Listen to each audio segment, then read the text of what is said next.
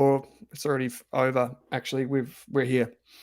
Welcome to Selfwealth Live. My name's Owen Rask. It's my pleasure to have you with us, and I can see that a few of us are already in the session. Penny said, "I know this session is about ETFs, but if there is time, I'm hoping Owen can comment about the recent drop in Alcidion's share price, cause for concern or buying opportunity." It's a great question, Penny. I actually got asked about that yesterday, and I haven't fully digested the latest quarterly results from them, Penny. But what I can say is it's 2 quarters of not the kind of growth that we want to see as long-term growth investors.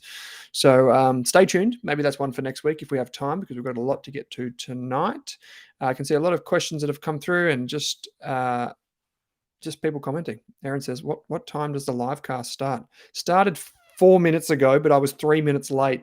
So that would make it 6:03. Yeah, sorry about that. Definitely didn't miss my bus. No more McBees. I feel like I've got that wrong. But Nora McBees? Got it wrong. I am terrible at pronouncing YouTube names. What's the poll, says Plant One? I don't know. That's a good question. What is the poll, Rob? Rob's joining me behind the keyboard tonight. But without further ado, let's kind of crack on. And I've got a very good joke for you all tonight. And this one comes courtesy of our friend ChatGPT. And I asked ChatGPT via my Notion software. So we use Notion at RAS to store all of our information. And I asked it, "Okay, can you tell me a joke about investing? And please don't make it rude." And this is the joke that ChatGPT came back with. So no fault of my own. Why did the investor quit the market? Because it was time to put his stock in something else. Well, I mean, that's vanilla. It's vanilla. Chris, you've asked if will Andrew Derrimouth be here. Andrew Derrimouth will not be here because Andrew Derrimouth, well, who knows what he's doing, probably watching videos of himself, to be honest with you. He's probably out trying to get a seat on the RBA board. And for those people that don't know who Andrew Derrimouth is, he's a very well-regarded economist based out of Melbourne, who I occasionally do a podcast with.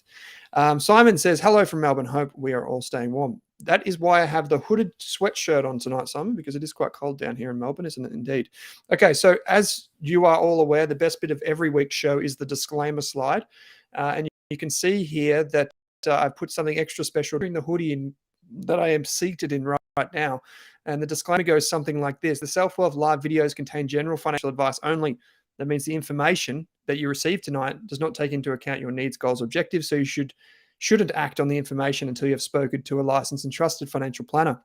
I am the founder of the RAS Group, and I am actually the sole director, and we are a corporate authorized representative number 1280930 of Waddle Partners, ASL 383169. You can find our financial services guide on the Rask website. And finally, the views expressed in the live streams, even if we have guests or even if it's just me or other people participating in the chat tonight, it's important to remember that all of our views are solely those of the person who says them, including me and or guests that appear on the show, and they do not necessarily reflect the views or opinions of Selfwealth. So there's 2 thumbs up. I think I get extra points on the disclaimer this week just because there's 2 thumbs up there. I did not plan this in advance. It was a last minute decision. I was thinking, how can I spice up this disclaimer for everyone tonight?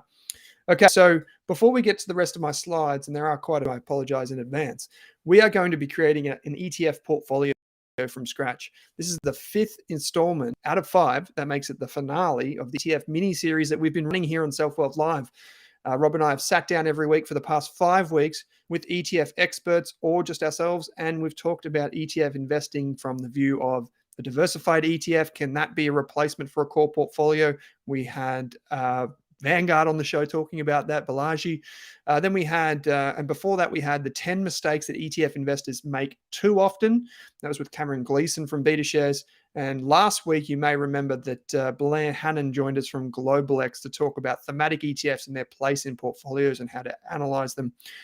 Penny says it's very chilly here in regional Victoria. She's heading to Cairns tomorrow. Can't wait for the warmth. Well, I'm very envious of you, Penny. I am heading up there next month.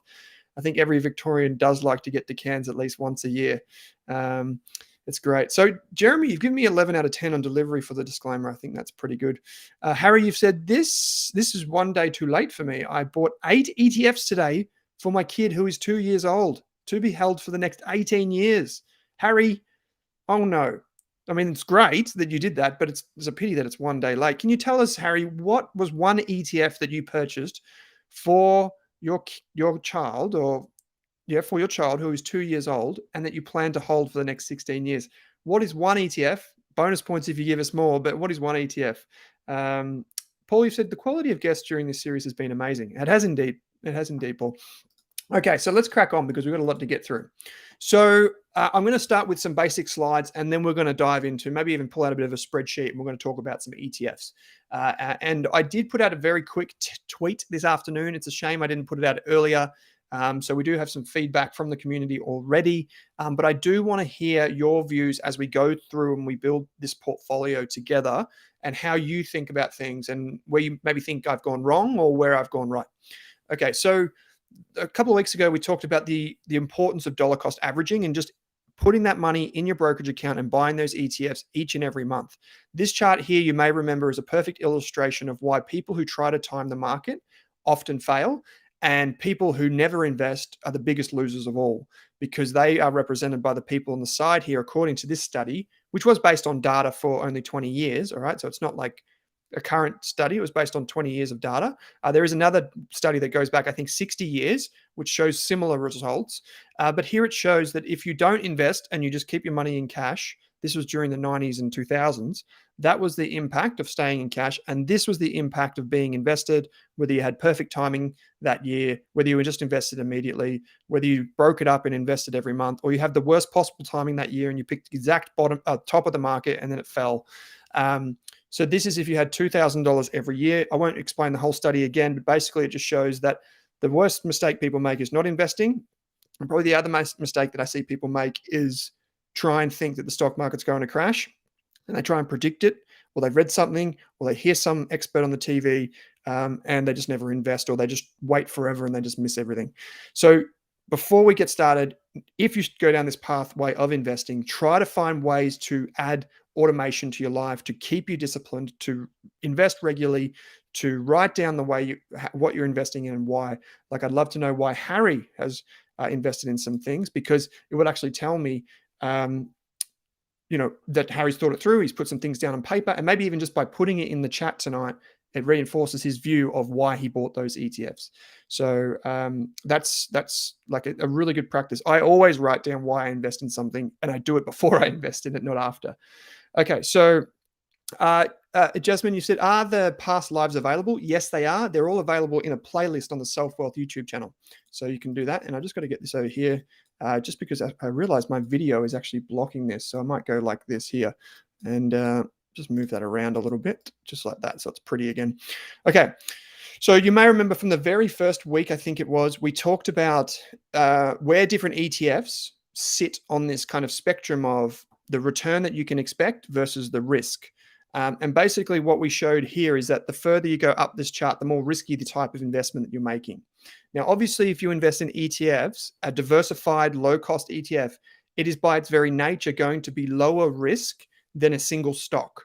Because if, for example, you invest in an ETF that has 200 Australian shares versus, say, picking just Telstra, basically, if you just pick Telstra because you think it's a good company, and it may be, that could do very well or it could do very poorly. But when you get an ETF that has 200 shares, you get the average of all 200. So you might not get the spectacular dividend or upside, but you might not get the downside. So if we just take away that, what we call individual stock risk, and we just focus on the markets or the buckets of things that you could invest in, there's an ETF to invest in all of these different things. So there's an ETF for this, there's an ETF for this, there's an ETF for this, there's an ETF for this, there's an ETF for this, there's an ETF for this.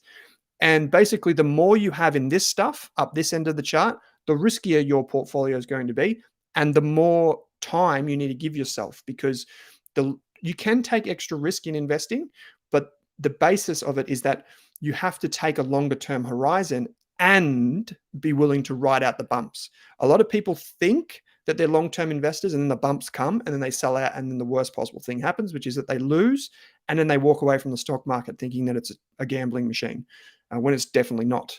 And we've covered that in recent weeks. So we'll be building a portfolio that covers some of these buckets here. We won't be covering property because that's kind of different. We also won't be covering this one here, but I'll explain why in a little while. So just some ground rules for tonight's portfolio construction kind of show. Everyone's situation is different. So I was going to come into tonight with a kind of like scenarios, like I was going to give you a fictitious scenario, say Johnny is 32 years old and he wants to invest for the long term, or Stacey's 37 and she wants to do this, and Bruce is 48 and whatever. But I thought, no, what I can do is I can just give you kind of the base, and then you can build on it as you see fit. And there's this common misconception in investing, and the financial industry will try and trick you into thinking this, that there is a perfect portfolio to suit everyone.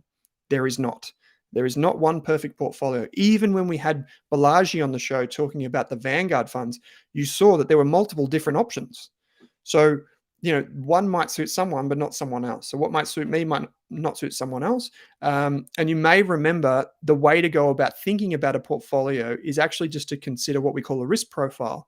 And you can see here that and I kind of put this last one in, the more you know about investing, typically the more risk you can take. The longer you invest, typically the more risk you can take. And this is how we kind of think about it as an industry. We typically think about risk versus reward based on two things only. One being how much of your portfolio is in stocks and how much of it is in bonds. Now, if you asked me and I had more than an hour and I was to sit down with you and help you build a portfolio, what I would do is I'd not just do two variables, I'd actually insert a couple more. So I would insert other buckets that allow us to be a bit more, I guess, tactical with how we build a portfolio together. But just for tonight, we're going to focus on just stocks and bonds and how those mix together. So I hope that makes sense. Okay. Erin, you've asked for the name of the study, and I think you're referring to, if I just jump back into my notes, I think you're referring to this one. It's Does Market Timing Work? And it's by Schwab. It's a US study. It's this one right here. We covered this a couple of weeks ago, and I'll drop it in the chat now, and you'll be able to see it right here. So this one, this is like the 5 investing styles, which you can see here, but it also goes back many, many years before that and shows you the results over different periods as well. So it's not just like a 20-year period, it's many decades, and you can see how it varies over time. It's pretty similar over all the time periods. Francis, you've said, I invested in A200 because I thought markets go up, but it took a fat drop yesterday and today. I can explain why that happens in just a sec. Okay, for tonight, I've also limited myself to 5 ETFs. We've had people write into us at Rask that say, I have 30 ETFs. Now, frankly, I think that's too many, but maybe it suits them. I think the more ETFs that you have, the more complexity you're going to add to your life. It's just like if you had 100 stocks, you're trying to keep up with 100 of them is close to impossible. And there's an old Peter Lynch quote that says, stocks are like having kids. Don't get involved with more than you can handle, or something like this. I could be butchering that quote, but you get the idea. It's that you want to be able to remember more than just their first names. So the idea is like, I actually duplicated this here, but the idea is that I've kept it really simple for tonight, just to show you how things mix together. Again, more shares equals more risks. And finally, before we get through all of this tonight, I love ETFs and I love what they've done for the industry. I was interviewing the Shares for Dummies book author this week, who's written 4 of the editions as well as a few other editions, and he's been in the industry for over 35 years. And he said the one thing that he's learned since the last edition, which was 2011, was the power of ETFs. He said, this is one of the things that's changed my life. And also the other thing that he said, by the way, was how hard it is to pick individual stocks. So there's some things that he's learned, and I can say that's true for me too. Okay, so finally, you can definitely use more than just ETFs to build a portfolio. In fact, one of the things that I'm going to talk about tonight is technically not an ETF, but people get so confused and think it's an ETF that I'm going to include it anyway. Okay, so let's start cracking on. You can have fun with individual stocks. So we talked about this a few weeks ago, but the reason that we here on Selfwealth Live, like you and I, we're going to sit down and build a core portfolio out of ETFs is because all of the studies that have been done over a very long period of time and have surveyed thousands of investors have shown that the core of your portfolio and the decisions that you make here will have a bigger impact on your financial future than which stocks you own. So what I specifically mean is the mixture that you choose between this stuff has a greater impact on whether you go NAB or Combank, or whether you go Woolies or Coles. That is great, and you might be a great stock picker, but the studies show that how you mix your overall portfolio is actually more important. And there's a very contentious debate in the community about this, but the short of it is that the majority of your return that you can expect to experience over the long period of time will come from your decision of how much stocks as a percentage of your portfolio and how much bonds and how much cash you sit on, not necessarily which stocks or which ETF you buy. And that will be illustrated tonight. So Jeremy, you just put a question mark in there and you've said Sol question mark. So Sol Pattinson, Washington H. Sol Pattinson, as you know, is a stock. It's not an ETF, but that is an example. So it's this one right here, ladies and gentlemen. So this is an example of a share in a company that you could also put in your core portfolio because it's very similar to what an ETF does. And I've talked about this separately elsewhere, so we don't probably need to go into too much depth there. Okay, so let's start looking at the individual ETFs. I put out a bit of a social media blitz this afternoon. We don't have much of a sample size, but maybe if you're in the chat right now, could you please have a look at what is on this list? Maybe we'll start with this one right here, and tell me of these Aussie shares ETFs. So we've got IOZ, A200, VAS, and MVW. Which ones would you invest? Which ones have you invested in, basically, or what's your favorite?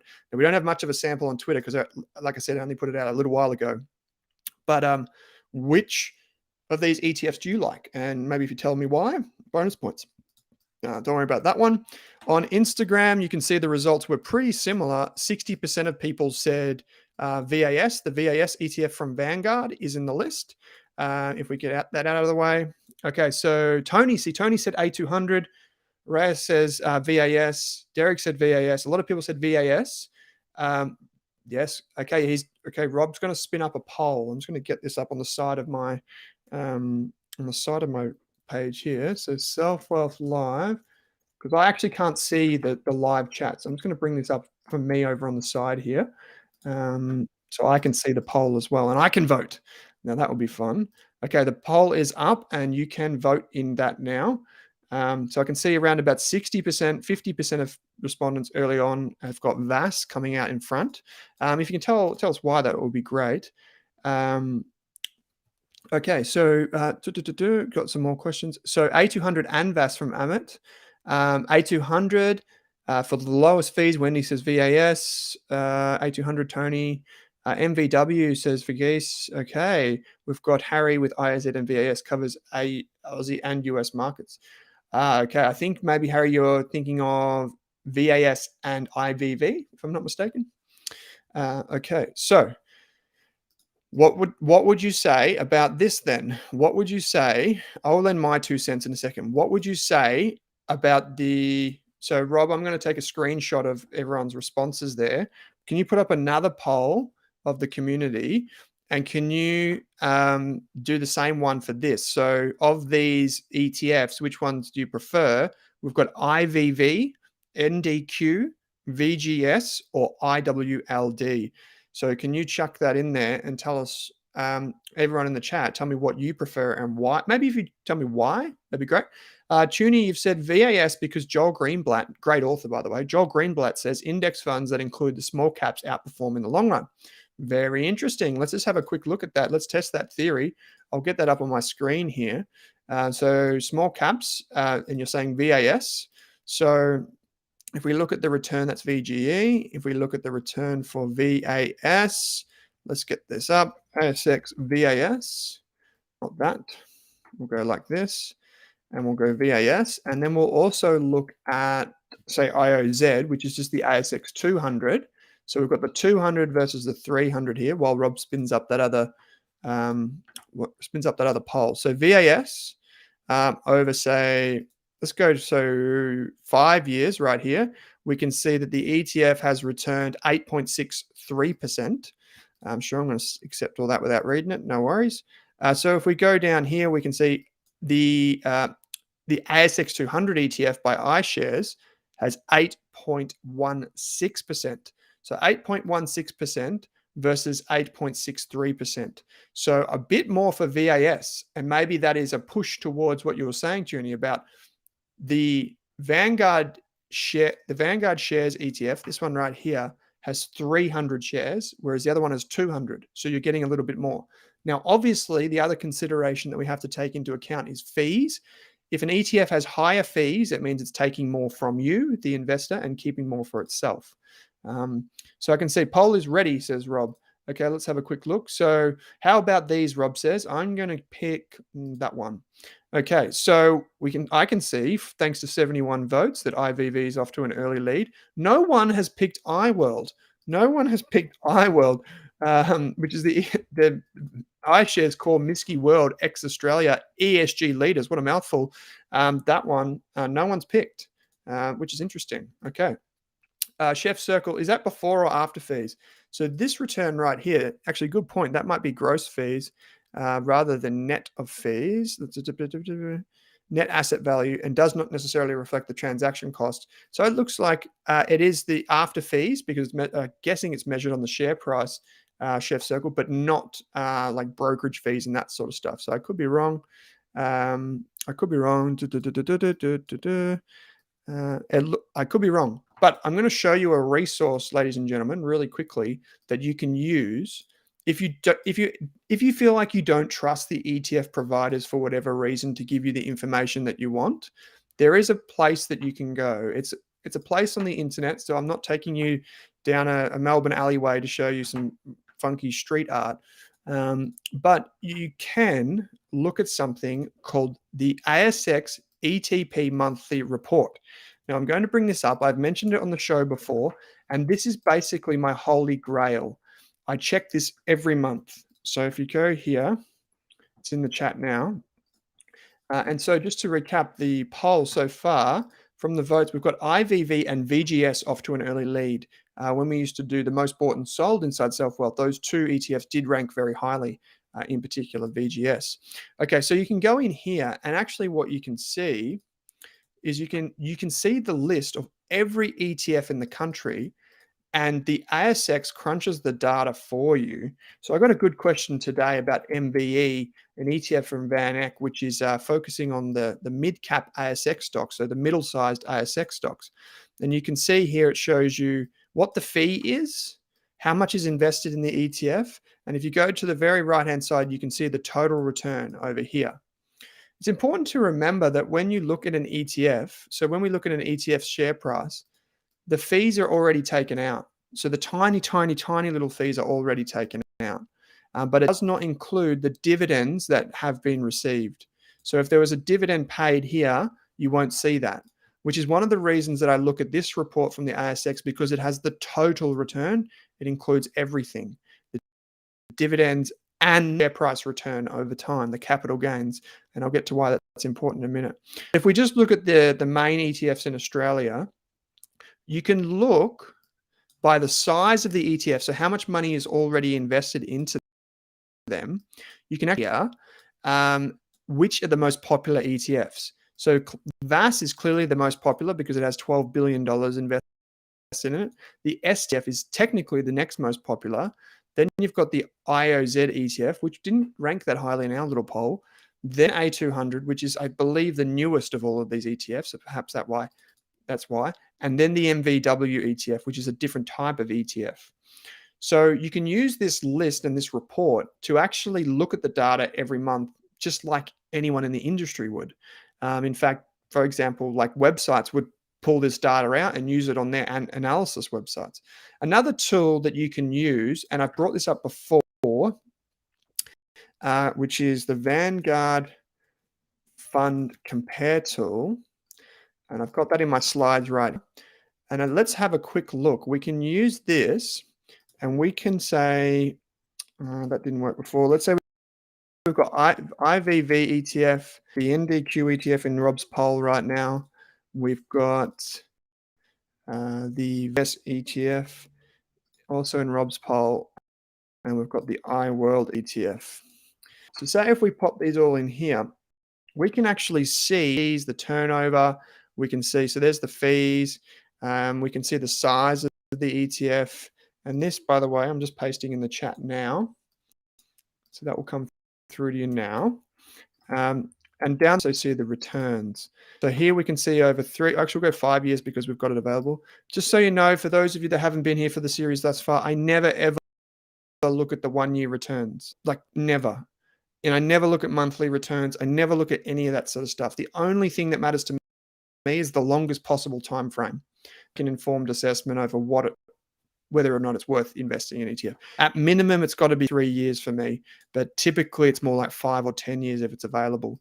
And sometimes even if the ETF doesn't have the track record available, you can go to the ETF provider's website and they might show you the return based on something that's not an ETF but looks similar.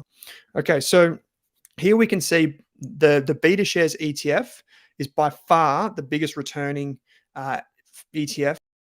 That's just the US tech stocks in there. So if we go down, we can see what types of positions are currently in there. We can see the weighting as well. And you will notice here that because it's only got 100 shares in it, it's got a lot heavier weighting to some of the shares that aren't in the other things, or are, but just aren't in the same quantity. The next highest returning is the IVV ETF, which also invests in US shares. As big as 500 as opposed to 100. Over here, we've got the in third place. Sorry, we've got the iWorld ETF, and we can see what's that. We've got some companies that aren't in the United States that you might still know, but not necessarily know from the United States. If we go, where am I? And if we go to the fourth position, we've got the Vanguard MSCI International Shares ETF. Now, the difference with this one, the comparison that I get for international shares ETFs, is comparing this one, the VGS ETF, to the IVV or the S&P 500 ETF. So this one to now, they both invest in the stock market and international stocks, but the IVV ETF is just US shares, whereas the VGS is international shares. See this little thing down the bottom here? I won't bore you with the academic literature, but basically what this shows you is a measure of the risk of the ETF. So the higher the number, the riskier it is. So in this instance, we can see that the IVV ETF, the VGS ETF, and the iWorld ETF are very similar, but the one that's the NASDAQ 100 from BetaShares is a lot riskier. And that's because it only invests in 100 shares and not thousands. So this is an important consideration. It's a way to visualize the risk of the different ETFs. So in this instance, we know that the BetaShares ETF has returned the most, but it's also the riskiest. So this is a standard deviation. This is like the bouncing up and down. Now you can see that the risk profile of the VGS ETF and the IVV ETF are very similar. So there's not that much difference between them. Like we wouldn't be able to tell just by the eyesight of it, like what the return is and what the risk is. So I often get the question of, okay, well, which one would you choose? And we can get to that in just a second. Gail, you've said, I have NDQ and A200. That's a good combo. Who is playing emojis with me? SM says. What about VTS, Scott? Yes, good VTS in here. We'll remove the iWorld, seeing that really no one was interested in it. I'm sorry about that for iShares. I'll just bring this back up. Let's hope I can get it back up. Maybe there's too many people using it right now. Maybe the website's crashed. Let's have a look. So Vanguard Fund Compare. So a quick look, and it's telling me that it's not available. So maybe something went wrong there. Maybe we've overwhelmed the Vanguard website. But Scott, I can tell you for sure. So one of the things to keep in mind, Scott, is I used to invest in the VTS ETF. It's a Vanguard ETF. But the reason that I don't invest in it anymore is because it's a US fund for tax purposes. So what that means is when you invest into the VTS ETF, what you're doing is you're effectively investing straight into a US fund. You just happen to do it from Australia. Now, the difference is when you invest in, say, to the IVV ETF, which is the iShares one, what iShares do is they take your money and they invest in the US version of their fund. Now, that's important because what it means is that iShares fill out the W8 BEN form, that tax form that you get. iShares fill that out for the whole fund. Whereas when you go into the Vanguard one, you have to do that tax form yourself. So it gets a little bit annoying. And that's why we moved away from it at Rask. It's simply due to the admin. With the VTS ETF, you get a lot more shares. I think you get about 1,500, if I'm not mistaken, maybe more. But with the IVV, you get 500. Now, this is the whole debate of, do you want the whole market or do you just want the big stuff? And that's how you can kind of weigh that up. Okay, so it seems like a few of you have had a problem with the link. So it's not just me. I was worried that my internet had cut out, but it's clearly that we've overwhelmed Vanguard's server for that particular thing. I'll just try it once more, and no luck. Okay, no bueno for me. I gotta laugh. The whiskey. Owen's looking fuzzy. Says, well, maybe it is me then. It's not the whiskey. Melbourne weather hitting the satellite, says Rob. Maybe it has gone a bit sideways. Maybe my internet has gone a bit dodgy. What I'm going to do is I'm going to get out of a few tabs that I've got over on the side here, just so I can boost my internet connect you guys. Okay, so I'll get rid of that too. Let's have a look at this portfolio. So, okay, I wanted to run through a few ETFs with you, and in particular, I wanted to cover off kind of the major bases here. So let's get a bit of a scribble happening. I wanted to share with you kind of one thing that would fit in here. I also wanted to do a couple of things that'll fit in here, and I wanted to do developed market stocks. So just in other words, this is Aussie and global. That's what this means. This right here, Aussie global shares that are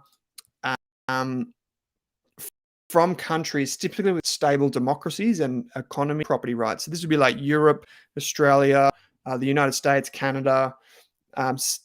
Whereas emerging markets might be riskier investments, but they're more maybe got some more growth in them. So those are slightly different, and they are typically considered higher risk. Okay, so maybe we'll spin up a new thing here, and we'll create a table. We'll just go a table with, let me just get this up here, insert a table, and let's go something like this. So let's type in ETF. Let's type in weighting. Now I'm going a portfolio that we would call maybe like balanced or balanced growth. So I'll just pop this here, balanced growth. Now you might be thinking, well, that's pretty boring, but so basically, and I'll just choose the correct font for me, which is what I want here. Now a few weeks ago, I talked about where are we? I talked about like the different portfolios. A balanced portfolio is anything like this, where you've got 50% in growth investments and 50% in defensive. Whereas some people also consider this to be balanced, where you've got 60% growth and 40% defensive. Now, I'll explain to you who are these portfolios most likely suited to. So obviously a growth portfolio, like whether it's your super or whether it's outside of your super and your brokerage, this is typically for people that have a long-term time horizon.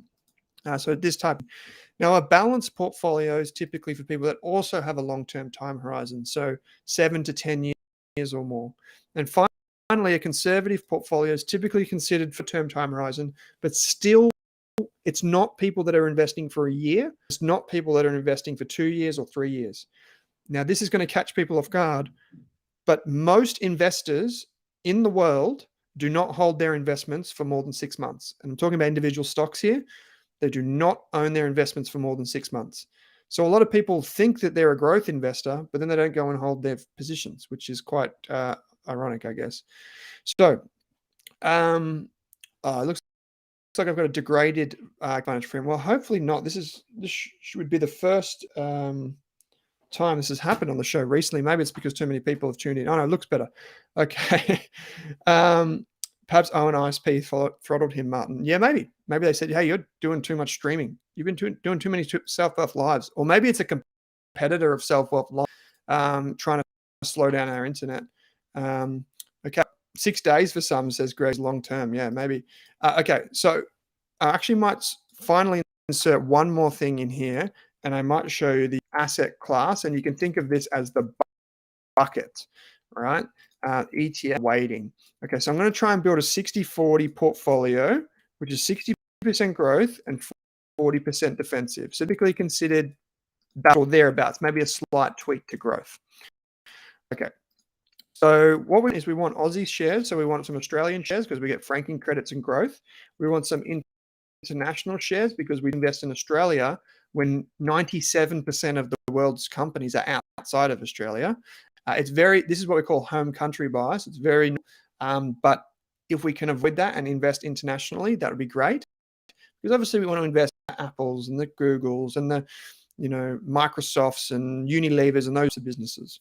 Then we want maybe some Australian, I'll explain what these are, don't worry, Australian bonds. Maybe we'll go some Australian international bonds. Again, I'll explain what they are.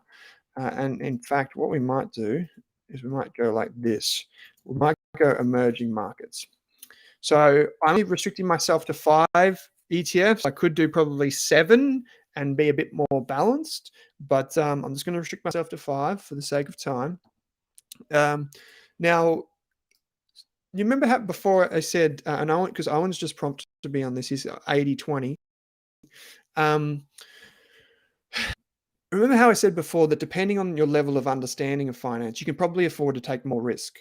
Yet people who go into the stock market tend to take the most risk because they don't understand what they're doing.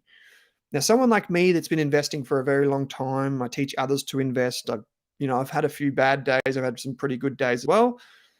Someone like me with a long-term time horizon, don't need the cash, happy and stable income that I can continue to invest regularly. Maybe I invest 90% of my money in the stock market and only 10% in the other stuff. But maybe if someone's approaching retirement, they're more 50-50. Now, that might catch people off guard because you think, oh, I'm going into retirement. I need to go straight to conservative. I would say get financial advice there, absolutely, as you approach retirement. But I'd also say that even once you hit 60 or 65 when you plan to retire, the life expectancy tables tell me that you're probably going to live another 20 years. So if we go back to the table, and so far back, I should have just copied it. You're still going to be, probably depending on your risk tolerance, like your risk appetite, you're still probably going to be wanting to grow your money over a period of time. Okay, so let's talk about this. And I'll tell you, I'm just going to cut straight to the chase. So in terms of emerging markets, I would go, and I think, I can't remember who guessed this. Who was it that guessed this? I'm going to go with the FMEX fund. So thank you for the extra disclaimer there, Rob. Thank you. That's great. That's actually, you're going to bring up one more final thing before I get to the FMEX ETF or fund. You can read the product disclosure statement, which should be available on every ETF provider's website. And this tells you some of the risks and some of the tax considerations and other things that you need to think about before you invest. Okay, so I'm going to start with the most weird one of the list. And the reason why I'm going to start with this is because this is not an ETF, but it looks like an ETF. It quacks like an ETF, it barks like an ETF, but it's not an ETF. So the way you buy it is still through your brokerage account. But what you get is something slightly different. Now, if you want to invest in places like China or what we call emerging markets, so these are the higher risk markets, you can do this many different ways. All of the studies show that basically, if you have an index fund, which is something like this, if you pick an index fund, you're more likely to do better than an actively managed fund. So where there's an individual person making decisions. I want to show you something.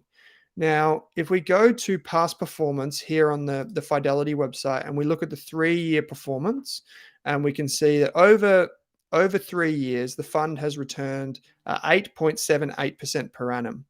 Now, if we look at the equivalent ETF that also invests in emerging markets, so this right here, and we scroll down and we look over 3 years, we can see the fund has returned 5.41%. So meaningfully less index.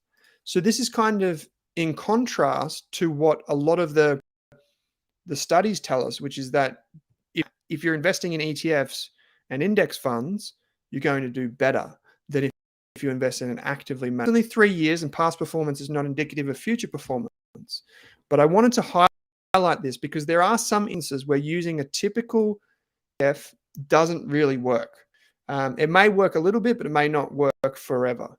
And so that's why in emerging markets, I typically tend to go with these types of things rather than a pure ETF, like I'm going to mention in these other sections. So if you're a bit confused, it's okay. We've covered this a bit on the show, but basically there are fund managers who determine what goes into this portfolio rather than just a machine that picks the companies like they do in these other ETFs. So you could, if you're investing in emerging markets, you could use an ETF like this one. This would be my second choice, but this is my first choice. You pay higher fees with this because there's an individual making decisions, and it may not always work out. Like over the next 3 years, the pop is good. But I think when you're investing in countries where there's a little bit of uncertainty in the economy or in the regulations or in the law, I think it pays to have an expert and local knowledge. So that's why I'm willing to type of thing in my portfolio. Now, if we move to Australian shares, it's going to be quite controversial. So Raptor, you've said, what about Asia? It's the same thing. So Raptor, you said, what about the Asia ETF? It's kind of the same thing. Also a pretty good ETF, like a pure kind of ETF that focuses on tech. Look at all these prompts. Wonderful. Thank you very much. Get them out of the way. If we go down to the 3-year track record, make sure it's at the same period. Yep. Okay, so 3 years here. Again, we can see that the performance lags the Fidelity Fund. Again, I would caution everyone, I'm not just making a decision purely off the performance, but I just wanted to illustrate that. That's a great idea. Jeremy, you've just come up with a great idea for the poll. Rob, can you put another poll up, please, that shows the longest period of time you've held a stock for? Maybe if we have a few different ranges, it'd be great. That'd be great. Yes. So Owen, you've also mentioned one extra thing. Thank you for mentioning this. You've also mentioned that in addition to the product disclosure statement, you can find the TMD or target market determination. This is another type of document. I'm not sure where it is in the Vanguard website, but it's another document which sets out basically who the ETF is intended for, or who the fund for. So look up the TMD as well. Okay, so let's move on. Now let's go to some more traditional ETFs. I'm going to give this a 10% weighting. I'll come back to that. In the Australian shares bucket, my preferred ETF still is the VAS ETF. It's this ETF right here. Where are we? Did I bring it up? Australian shares, not this one, this one. So my preferred exposure is this. Now, there were a few comments about this earlier on. I think Tooney mentioned that this gives you the ASX 300. So you get the top 200, but then you get the extra 100. Now, if I could bring that comparison tool, I would show you that this ETF is typically a little bit riskier than, say, ETF that invests in the 200, say like this one, because it has that extra 100 stocks in there, those smaller stocks. Typically what it means is with smaller stocks, you get more ups and downs. So the smaller the stock, the more ups and downs typically. Owen says he loves VAS. Astro Boy, you've asked a question. What do you think about Moat, the Moat ETF? I really like that ETF, but it's the type of ETF we'll talk about tonight necessarily. Maybe towards the end, we can talk a little bit about that, mate. That's a great question. So the VAS ETF for me is one that is happily included in a portfolio. So I'm going to bring up my numbers that I had earlier on, just in a separate tab here, just to make sure I don't say anything silly. Okay. So I'm going to make that a bigger part of my portfolio because it's less risky than this ETF or fund, but it's also higher dividends, and it's in the Australian dollar because Australian shares. So it's not as risky for a few reasons. Now, I often say to our members at REC, if you already own things like this or A200 or STW or MVW, these ETFs are fine. They're fine. I wouldn't sell these ETFs to buy this one because that would incur tax, which I'll get to in a minute. So I wouldn't necessarily go and sell them. I would just say that if I was starting out today, this is probably where I'd start. And I think that's important to go back to the study, Vanguard Asset Allocation Study. I'll see if I can bring this up. I can't remember if it's this one or not. We'll see if it comes up. Yeah, so this study is a version of what I was talking about, but basically this is a study that's referenced again and again and again, and it basically shows that most of the return that you'll get from your portfolio is not picking which ETF, so whether it's this or this or this or this, it's actually just make you're invested. That's actually the most important thing. So don't overcomplicate it by trying to split hairs with different ETFs. Okay, for globe, actually, I'll go to bonds because they're boring and otherwise no one will stay around for the rest of the show. So I'm just going to show you some of the ETFs that I prefer. Again, these might not be right for everyone, so don't just take my word for it. Go and speak to your financial advisor and do all this. I'm just giving you some ideas to get you started. Okay, so international bonds, the V bond ETF, and for Aussie bonds, the IAF ETF. Now, if we go to the websites, I'll just explain quickly what they do so you have an understanding. We'll go here, not that. We'll go IAF, and we'll go down to here, and we'll go ASX V bond. So there are some alternatives to all of these ETFs that I'm talking about. Very fortunate in Australia, you do have different ETFs that you can pick. When you look at a bond ETF, so obviously the bond ETF is sitting further down in here. We've got Australian bonds and global bonds. When you're looking at ETFs, there are different you want to look at. Some of the things that you want to look at is obviously the yield that you get, but also, where is it? This thing right here. Okay. So this is going to sound like a bit of gobbledygook, and that is completely fine the first time you hear it. See this thing right here? What this effectively shows, so this thing says effective duration. What it tells you is how sensitive the bond ETF is to changes in interest. And it basically shows you that if the interest rate fell by 1%, the ETF should in theory go 0.9%. So if we click it here, it's a measure, and I had to study this, and believe me, I'm doing you a favor by not making you study it. It says, for example, if a bond has a duration of 2 years, its price would fall by 2% when interest rates rose 1%. On the other hand, if the bond's price would rise by about 2% when interest rate percentage point. So basically what it's showing you is how sensitive the ETF is to changes in interest rates. So if we go back to this ETF, which is the Australian bond ETF, the most popular one in Australia.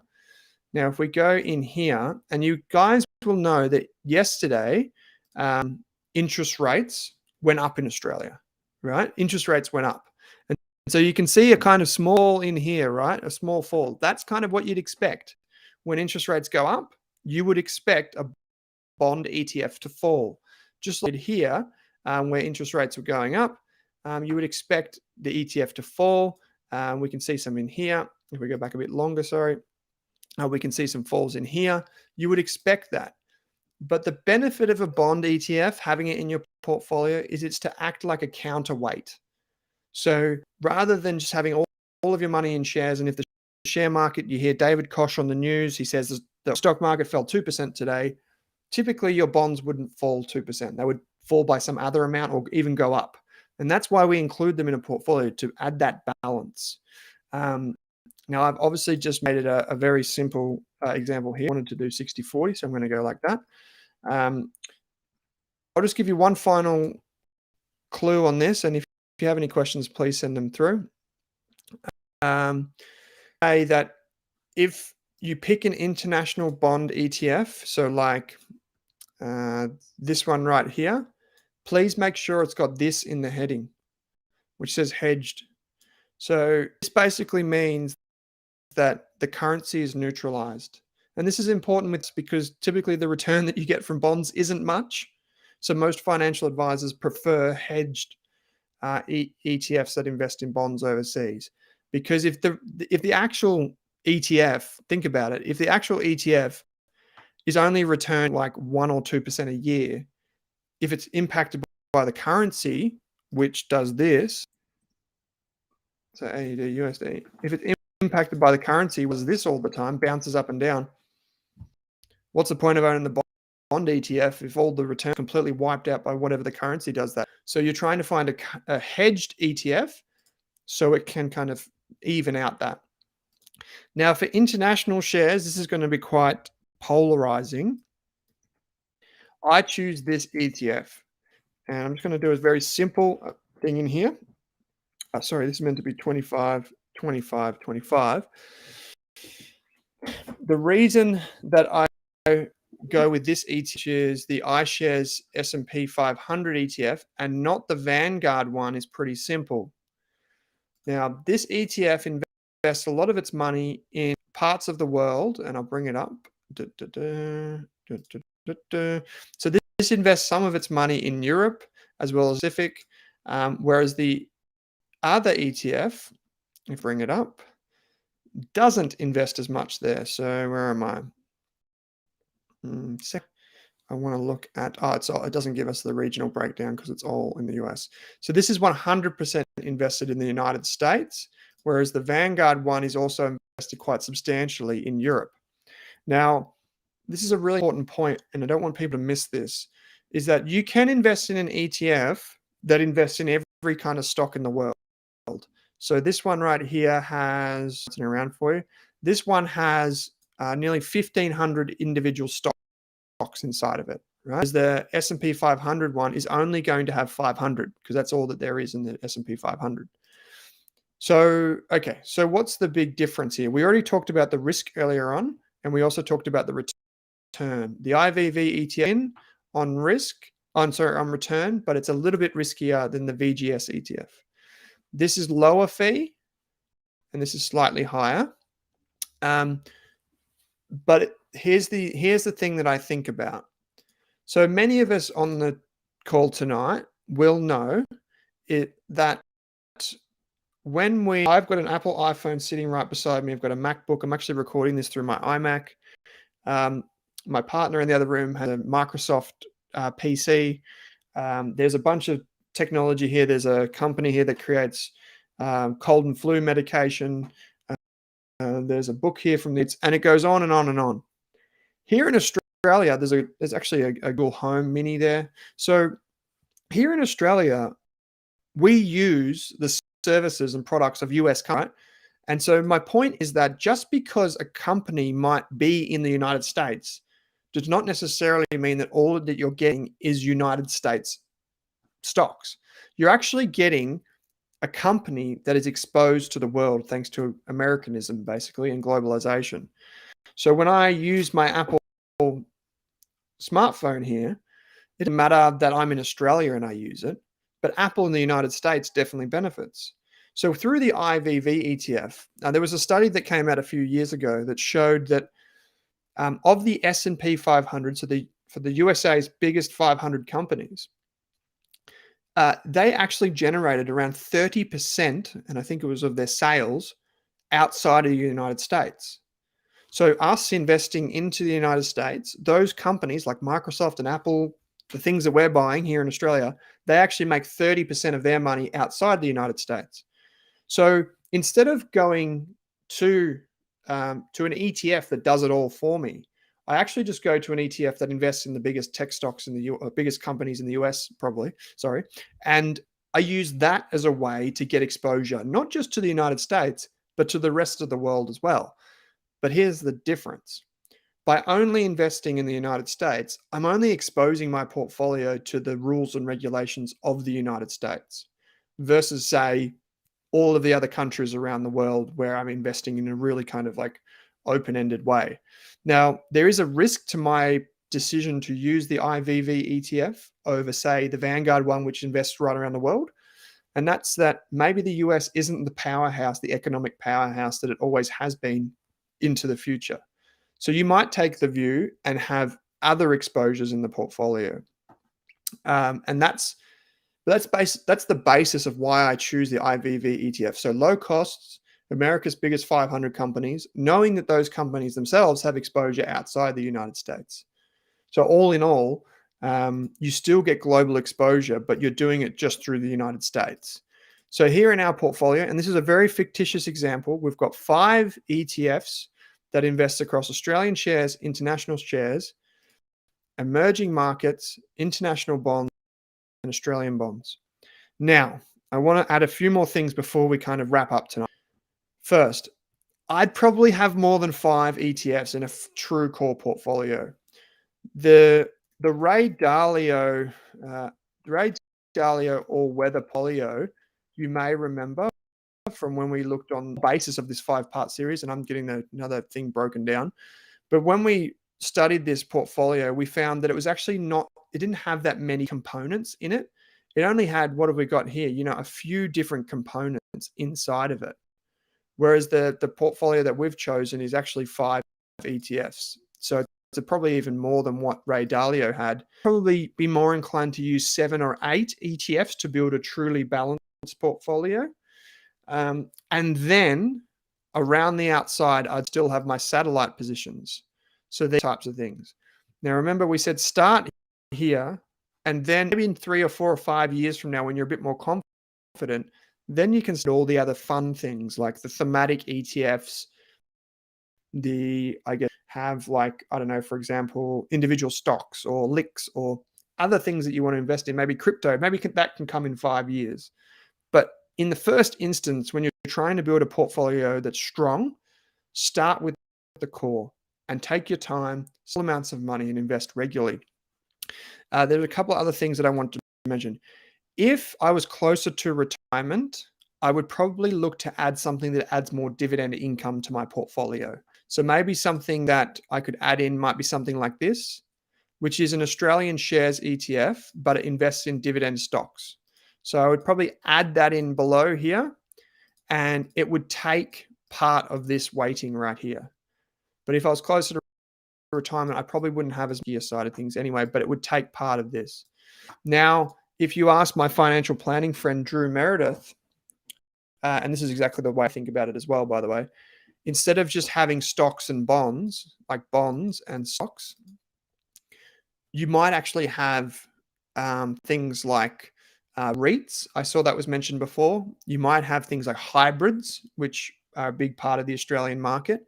You might have things like gold and all these other types of things, and you build a bit more complicated portfolio, but one that might be better suited individual investors. So that's what I would say. Crypto is what I said. Yeah, the C word indeed. So I believe that's what I said. I hope so. So okay.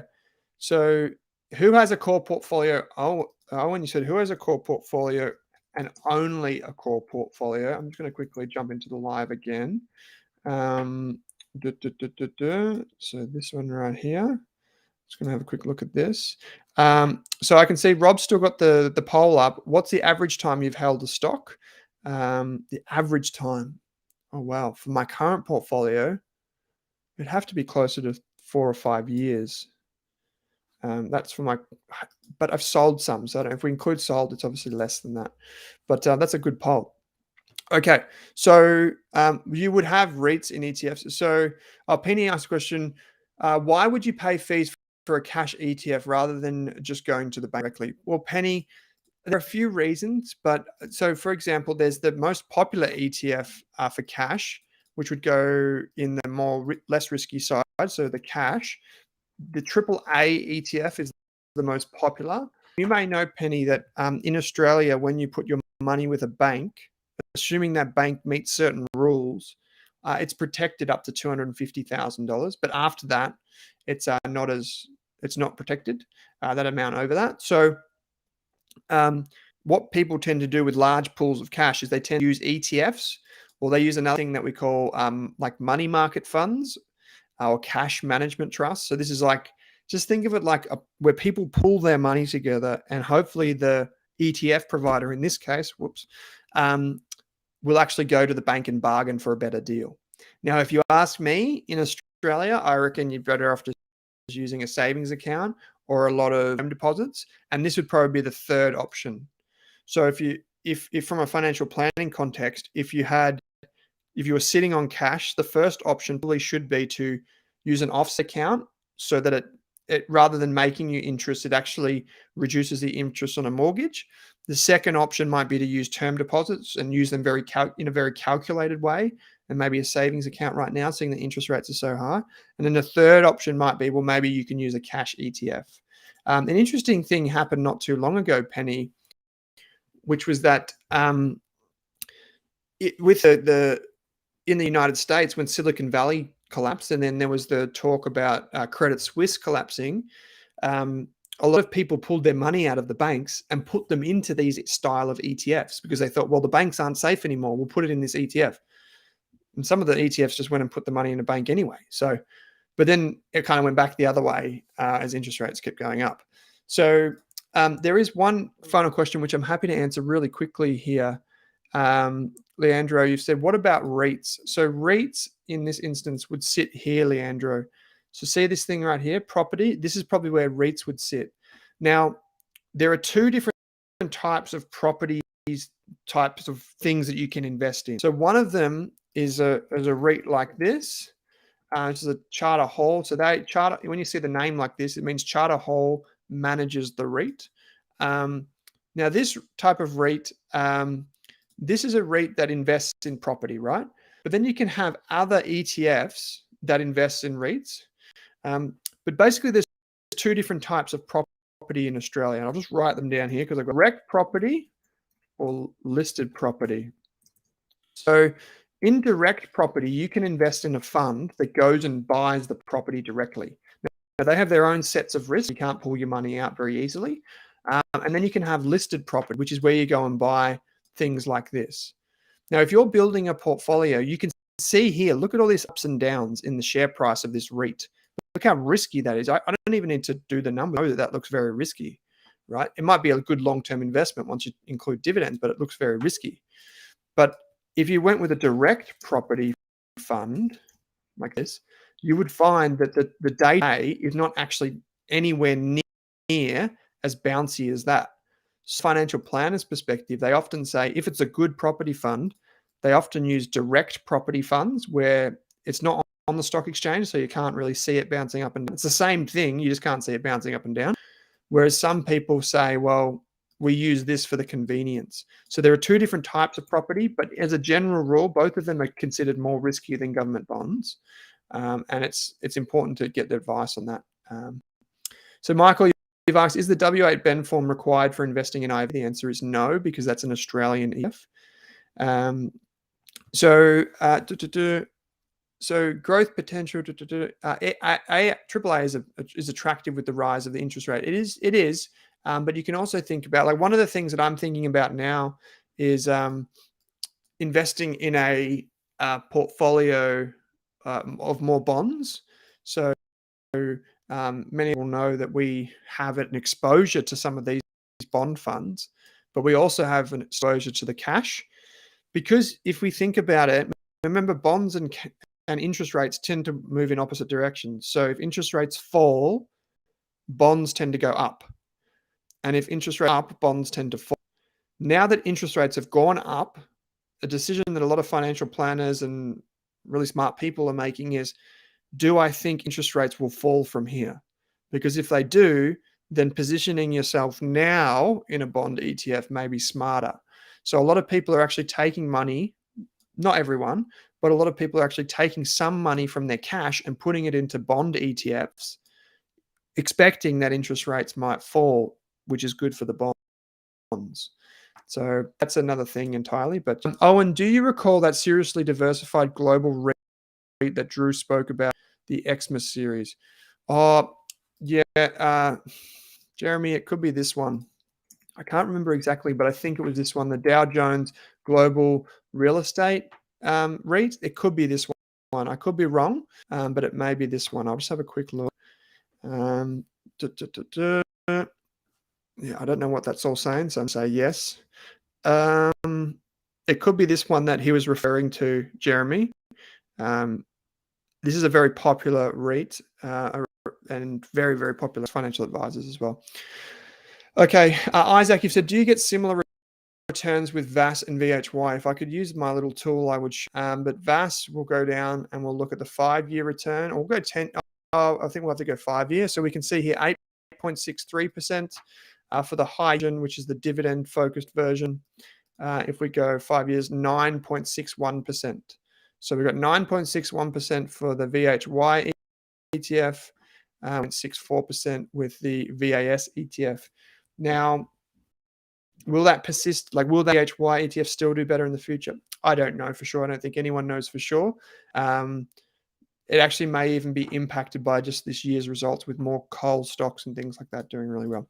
Okay, some final slides, ladies and gents, before we call it a night. We'll be back next week. We will be back next week at 6 p.m. And also, I think maybe, Rob, can you find... you may remember that the Selfwealth Live program is up for an industry award, the Financial Max Awards. So if you haven't already voted, please get your votes in at number 10 in this awards. Just hit Selfwealth Live, and that's what I would really love for you to do. And then we can hopefully win an award for putting together this weekly show. But anyway, one thing I didn't mention in this quick video is I didn't mention currencies. If you invest in the United States, you're going to have US dollars impacting your returns. If you invest in Europe, you're going to have euros and US dollars impacting your returns. So people often get stuck. They say, how do I pick between this ETF, which is the iShares US one, and this one, which is the one, but it's got the currency hedged? How do I pick between these two? To be honest, and a lot of financial advisors just split it in half. They just go, we'll go half in this one that's got the currency hedged or protected again, and we'll go half in the one that is just kind of currency goes anywhere. So that's really finishing on time. Yes. Finishing on time tonight, Jeremy. Surprising for me, I know. But basically, and a final decision some investors make is what to do with currencies. Ultimately, if you're dollar cost averaging and you're just investing money regularly, now ideally there shouldn't be that much of an impact. But a rule of thumb that finance professionals often follow, not always, but often they follow, is they just run a statistical average over the Australian to US dollar over time. And they'll look at and they'll say, is the Australian dollar, which is this one right here, close to the bottom of its average, or is it above it? And you can see here it's below it. So basically what some financial advisors might be inclined to think, well, maybe I'll use the hedged version a little bit more this year than the other one because I get more purchasing power. I don't want to complicate it too much, but this is where a good financial advisor, again, can help you out. I mentioned these 2 free resources. There is actually another resource that I want to show you, which is the active passive. So I don't think I've brought this up on the show before. I'll put this in the chat really quickly. You will remember from my slide earlier on how I picked this fund instead of an ETF, because I said in this market, you might want to consider using a fund manager and not necessarily an index fund.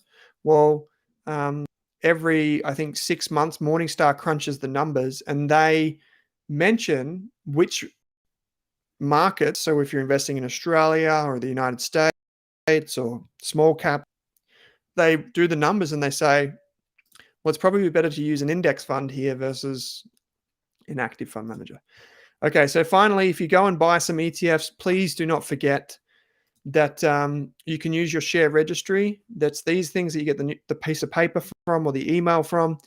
You can update your bank accounts. You can update whether you want your funds automatically reinvested, your contact information, your voting rights, not so much with this. But you can also just set up your tax file number in there so there's not as much tax withheld. Your tax file number.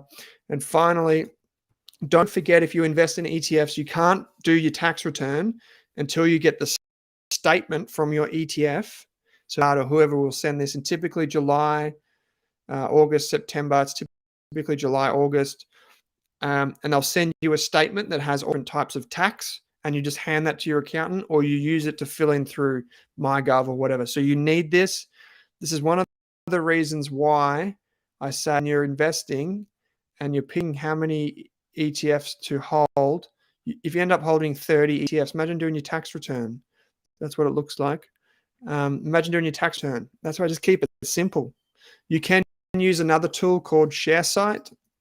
ShareSite allows you to track your portfolio. If you only have 5 ETFs, I think it's free, but there are some limitations to this as well. But it's free for 5. I think someone correct me about this. What is my final slide? My final slide, as always, is a quote. If your expectations grow faster than your income, you'll never be happy with how much you accumulate. And this is from Morgan Housel. He's probably the only person that gets quoted more than Warren Buffett on the show. If your expectations grow faster than your income, you'll never be happy with your money, no matter how much you accumulate. And his fantastic book, The Psychology of Money, actually talks about the difference between being rich and being wealthy. And he says that wealth is invisible. So it's all of the things you can't see. It's all of the cars that you didn't purchase, all of the that you didn't own. It's all of the Apple iPhone that you didn't buy. That's what true wealth is. True wealth is the stuff that you can't see. Everything else is just flashy, designed to make you think that someone's rich. But that's not necessarily it. Yeah, there's some great quotes from Morgan out there, by the way, guys, if you want to look it up. So Jeremy, you did say, after Drew and Owen discussed DGRE over Xmas, I've been looking at it. What made you pull the trigger and what percentage of your portfolio is in it? Okay, Francis, you asked, can you recommend some clean energy / green tech ETFs? It's actually really interesting at the moment, Francis. There's a lot of, there's a few ETFs that target green technologies, but like ACDC is a play on lithium and that sort of stuff. You've got the CLNE ETF, which is a sustainability ETF from Van Eck. You've got things like FAIR and ETHI from BetaShares. They're very popular. And that heaps, yeah. Rapti said ShareSite is free up to 10 stocks. Yeah, great. Yeah, so, well, thank you everyone for tonight. And thank you for tuning in to the Selfwealth Live program over the last 5 weeks. In June, really important point, in June, we're actually running our next mini-series. So we're here every week. You know, Rob and I rock up every week, every Wednesday night, just like most of you. But in June, we're running a value investing series. So we're going to do what we did for ETFs, we're going to do for value investing. And we've got experts from the Intelligent Investor joining us. So some of Australia's leading value investors, they're going to be joining us to take us through what we mean by value investing, how to identify companies that are undervalued, and so on and so forth. Now, so if we think about it, we've built the core of the portfolio, or if we've started on that mission tonight, now we can start to think about, well, what goes in around the outside, or maybe we want some individual stocks. And value investing is a way to identify stocks that may be undervalued. So that is going to be a really popular series, because those gentlemen and our lovely lady that are appearing on that show are like leading thinkers and value investors in Australia. And so it's going to be a lot of fun. We've also taken into account your feedback, and we've got a couple of exciting guests to come up. I can say that I did make contact with the wonderful Queenie Tan, and Rob and I look forward to welcoming her on the show. Maybe not this month, but she'll be on the show, and we've got a few other really good investors coming up. So don't forget, here every Wednesday, 6 p.m. You can always find us. I'm Owen Rask on behalf of myself and Rob, who's behind the keyboard tonight from Selfwealth. Thanks for joining us. I hope you got a lot from the session. Let us know in the comments after the fact if there's anything that you want us to cover off next time. Bye for now. I'll see you in a few weeks' time. Let's hope there's no more interest rates, please. I'll see you next week. Sorry, not in a few weeks' time. Hopefully, no more interest rates. My mortgage, I'm on a variable interest rate. It's not helping me out. It's not helping me invest more money. So please, dear RBA, if you're listening, please, no more interest rate increases for now. But in any case, I'm off.